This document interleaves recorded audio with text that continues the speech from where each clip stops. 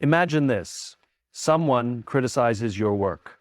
A friend doesn't text back, a stranger makes a rude comment, and suddenly you feel it. That tightening in your chest, the thoughts spiraling, the question creeping in. What did I do wrong? We've all been there. Taking things personally is human nature. But what if I told you that most of the time, it's not about you? What if you could detach from negativity without feeling cold or indifferent? What if you could let go of what doesn't serve you, without guilt, without resentment, and without losing your sense of self? Today, we're going to learn how to detach with grace. Perspective is everything. It shapes the way we interpret the world, how we respond to challenges, and most importantly, how we experience life. Two people can go through the exact same situation, but their experiences can be completely different based on how they choose to see it. When we take things personally, we are viewing the world through a self-centered lens. We assume that people's words, actions, and even silences are direct reflections of how they feel about us. But in reality, most of what people do has very little to do with us at all. Think about the last time someone was short with you.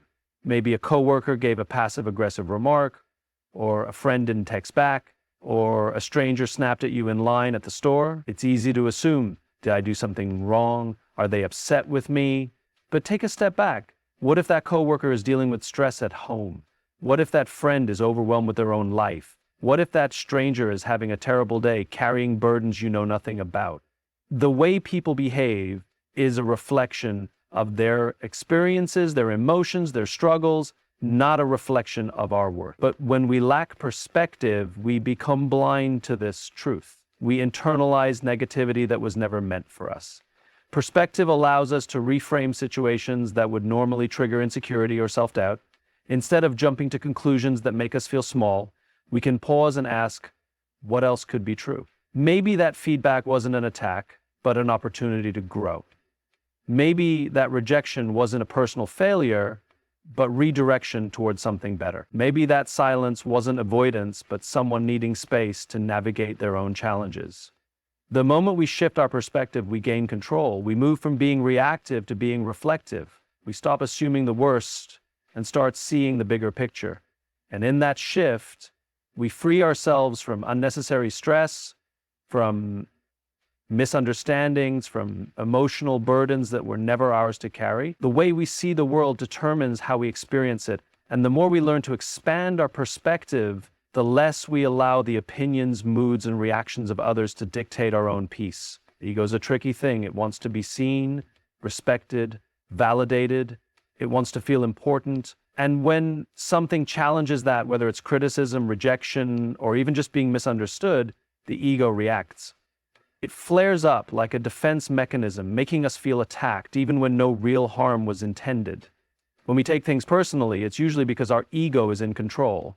Someone makes a comment, and suddenly we feel the need to defend ourselves. Someone disagrees with us, and we interpret it as an attack on our intelligence. Someone doesn't invite us to an event, and we take it as proof that we're not valued. But here's the truth. The ego distorts reality.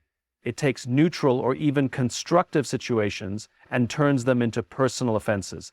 It convinces us that every negative experience is a reflection of our worth, when in reality, it often has little to do with us at all. Think about how often we get upset over things that, in hindsight, were insignificant.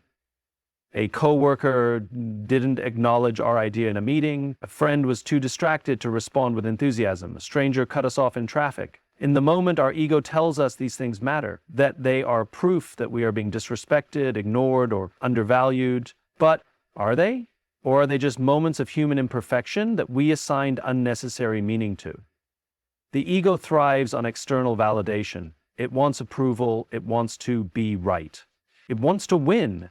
And when it doesn't get these things, it takes offense. But true confidence, true resilience, comes from detaching our sense of self from how others perceive us. It comes from realizing that our value is not up for debate, that we don't need to prove ourselves in every interaction, that not every disagreement is an attack on our identity. Most of the time, people's actions are a reflection of them, not us. Their mood, their insecurities, their struggles. But when the ego is in control, we don't see that. We assume that everything is personal, that every critique is a direct hit on our character, that every cold interaction is about us.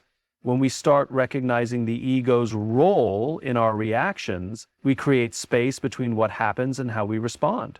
We no longer let fleeting comments ruin our day. We stop needing to win every argument. We become less defensive, more at peace, more in control of our emotions. And that's the irony. The less power we give our ego, the more power we actually gain. Emotions are powerful. They shape our thoughts, our decisions, and the way we experience the world. They can push us toward action, deepen our relationships, and help us navigate life's most important moments. But when left unchecked, emotions can also cloud our judgment, fuel unnecessary conflict, and cause us to react in ways we later regret. When we take things personally, it's often because we let our emotions take over before we've had a chance to think things through. Someone says something critical and we immediately feel defensive. Someone ignores us and we feel rejected. Someone expresses a different opinion and we take it as a personal attack. But if we take a step back, we realize that these emotional reactions are not a result of what happened, they are a result of how we interpreted it. The key to emotional control is creating space between what happens and how we respond. This space is where clarity, logic, and perspective live. But if we react instantly, that space disappears. Our emotions hijack our reasoning, and we end up responding impulsively, often in ways that escalate the situation or reinforce our own insecurities. So how do we develop emotional control? 1, recognizing the trigger. Every emotional reaction has a trigger. Maybe it's criticism, maybe it's feeling excluded, maybe it's being challenged or misunderstood, whatever it is. The first step to mastering emotional control is recognizing when we're being triggered. For example, if someone questions your abilities at work, do you immediately feel the urge to defend yourself? If a friend cancels plans, do you assume they don't value your friendship? If a stranger gives you a dirty look, do you take it personally and let it ruin your day? The moment we become aware of these triggers, we take back control. We stop reacting automatically and we start responding intentionally. 2, pausing before reacting. The greatest tool for emotional control is the pause. That moment of stillness before we respond. It's a simple concept, but it's incredibly powerful. Pausing allows us to ask, is this actually about me or is it about them? Am I reacting based on fact or based on assumption? Will this matter in a week, a month, or a year? Most of the time, we realize that what we're about to react to is not worth our energy, that the situation is temporary, that the comment or action wasn't as personal as it felt in the moment. And with this realization, our emotional grip loosens. 3, choosing the response, not the reaction. When we react emotionally, we give away our power. We let external circumstances dictate our internal state. But when we choose our response, we stay in control. For example, instead of lashing out when criticized, we can ask ourselves, is there truth in this feedback? Can I learn from this? Instead of assuming rejection when someone is distant, we can remind ourselves, they may be dealing with something personal, it's not necessarily about me. Instead of engaging in pointless arguments, we can decide, my peace is more valuable than proving I'm right. It's not about suppressing emotions or pretending we don't care. It's about acknowledging our emotions without letting them dictate our actions. 4, detaching from the need for external validation. A big part of emotional control comes from recognizing that our worth is not determined by how others treat us. If we depend on constant validation, every negative interaction will feel personal. Every criticism will feel like an attack. Every disagreement will feel like a rejection. But when we detach from the need for approval, we become emotionally resilient. We no longer take offense at every slight. We stop overanalyzing every conversation. We let go of the idea that other people's actions define us. And in doing so, we gain the ability to navigate life with a sense of calm and confidence, regardless of what happens around us. Letting go is one of the hardest things to do, not because we enjoy holding on to pain, frustration, or resentment, but because in some way we believe that holding on protects us. If we stay angry, we won't get hurt again. If we keep replaying what happened, we might finally make sense of it. If we refuse to forgive, we maintain control. But the truth is, holding on doesn't protect us, it traps us. It keeps us reliving the same pain, replaying the same arguments, carrying the same burdens long after the moment has passed. It drains our mental energy, robs us of our peace, and prevents us from fully moving forward. Letting go is not about forgetting. It's not about pretending something didn't happen. It's not even about agreeing with how it happened. It's about deciding that we will no longer allow past events or negative emotions to control our present and our future.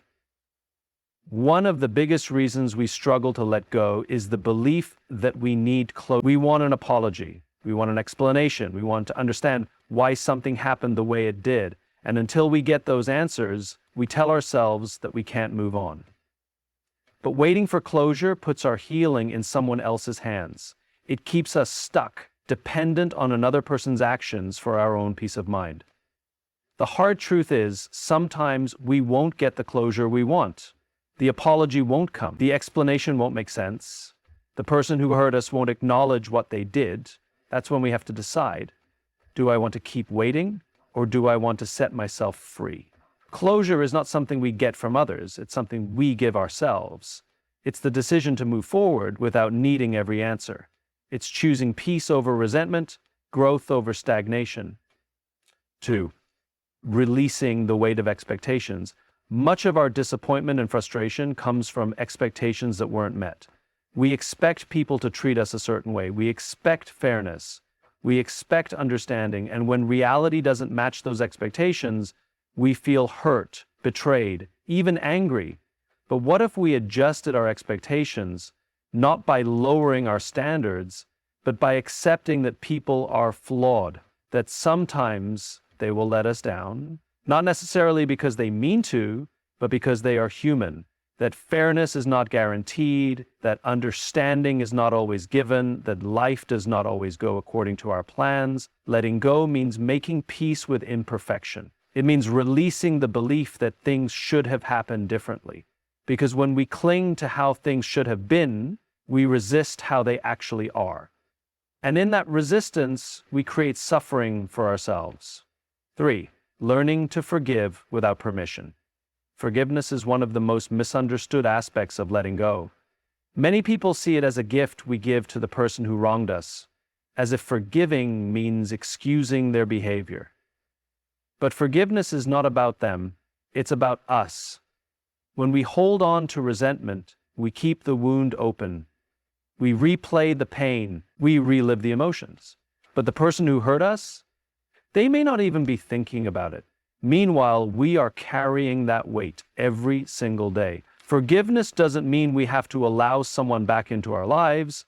It doesn't mean what happened was okay. It simply means we are choosing not to let that event, that person, or that pain have power over us anymore. We forgive for our own peace, not for their benefit. 4. Detaching from what we cannot control. So much of our stress and suffering comes from trying to control things that are not in our hands. We try to control how people see us, we try to control how they behave, we try to control outcomes that were never ours to decide. But control is an illusion.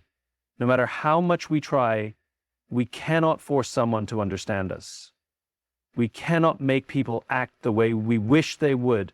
We cannot undo the past or predict the future. What we can control is how we respond. We can choose to release the need to fix everything. We can choose to stop carrying burdens that aren't ours. We can choose to let go of overanalyzing, over-explaining, and overthinking situations that no longer serve us. Letting go is not a one-time decision. It is a practice, a choice we make over and over again, every time we feel the weight creeping back in. It is the process of freeing ourselves from the past, from the opinions of others, from the grip of emotions that do not contribute to our growth.